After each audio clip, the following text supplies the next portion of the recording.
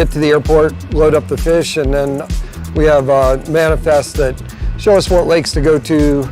The GPSs are loaded.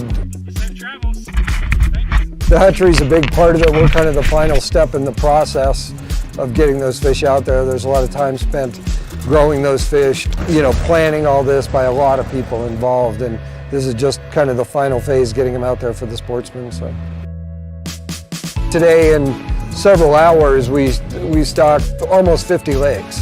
I think we probably put out about 40,000 fish, in a matter of a couple hours. So we're about 100 feet above the lake, and as we're coming across, as they dump, they almost stop immediately once they come out of the airplane, and they're very tiny.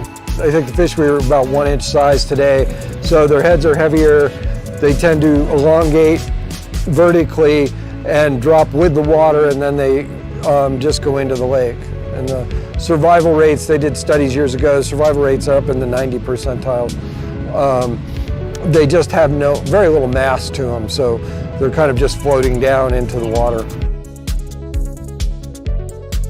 We just go to the individual lakes and evaluate them when we get there for how we approach them, how we dump, how our outs look, what the weather's doing, what the winds are doing, what the water's like. We had a couple lakes this afternoon that were dry up on the Grand Mesa that this year they just didn't have water, so we just moved those fish to another lake. It's one of my favorite parts of the job. It's really quite fun.